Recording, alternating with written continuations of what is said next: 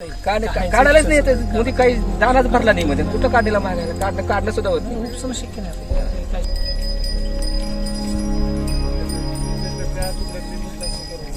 आमच्या तुरीचं नुकसानाबाबत मी काय केलं, तहसीलदारला निवेदन दिलं.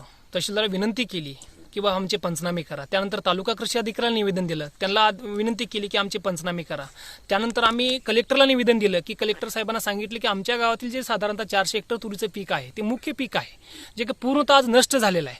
अवेळी पाऊस, अवकाळी पाऊस, वातावरणातील बदल यामुळे बुरशीचा परिणाम, दोनदा फवारणी केला तरीही हाताशी आलेलं तुरीचं पीक पूर्णतः नष्ट झालेलं आहे. त्याच्याबद्दल त्यांना देखील निवेदन दिलं, परंतु तेही देखील आमच्याकडे बघायला तयार नाहीत. त्यानंतर विमा कंपनीवाल्याला एक प्रोसेस म्हणून आम्ही ऑनलाईन कंप्लेंट केली आणि ऑनलाईनची कंप्लेंटची दखल देखील विमा कंपनीवाल्याने घेतली नाही. त्यामुळे तुमच्या मार्फत मी शासनाला आणि या प्रशासनाला जाग यावी आणि त्यांनी जे काय आमच्यावर अन्याय करत आहेत ते अन्याय कुठेतरी बाजूला सारावा आणि आम्ही जो काय आर्थिक संकट सापडलेला शेतकरी आहे याला बाजूला करण्यासाठी तुम्ही तुमच्या मार्फत आम्ही शासनाला सांगतो, तुम्ही प्रत्यक्षात या, पाहणी करा आणि जो काय आम्हाला न्याय पाहिजे तो न्याय तुम्ही मिळवून द्या, एवढीच विनंती करतो.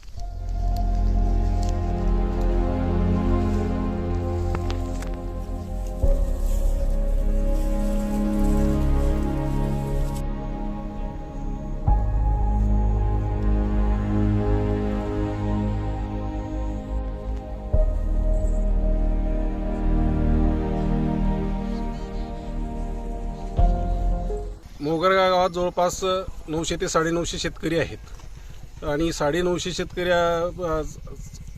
शेतकरी आहेत आणि 350-400 हेक्टरवर तुरीचं पीक आहे. आमच्या गावाचं महत्त्वाचं पीक सोयाबीन तूर आहे. तरी तुरीचं पीक हे हातातून गेलेलं आहे. पहिलं सोयाबीनचं गेलेलं आहे. शासनानं सोयाबीनच्या बाबतीत फक्त 7,500 रुपये 10,000 घोषित करून 7,500 शेतकऱ्याच्या हातावर टेकवलेलं आहे. तर आमचं जवळपास 4 ते 5 कोटीचं नुकसान या तुरीच्या आमचं जे पीक मुख्य आहे त्याचं झालेलं आहे. तरी तुमच्या माध्यमातून आम्ही हेच शासनाला सूचित करू इच्छितो की शेतकरी जगला तर सगळ्या गोष्टी खऱ्या आहेत. आम्ही कलेक्टरला निवेदन दिलं, तहसीलदारला निवेदन दिलं, कृषी अधिकाऱ्याला दिलं, विमा कंपनीकडे आम्ही निवेदन दिलं, पण त्याच्यातून उदासीनता दिसते. तर तुमच्या माध्यमातून ह्या शेतकऱ्याला काही न्याय देता आला तरी चांगली गोष्ट होईल असं मला वाटतंय.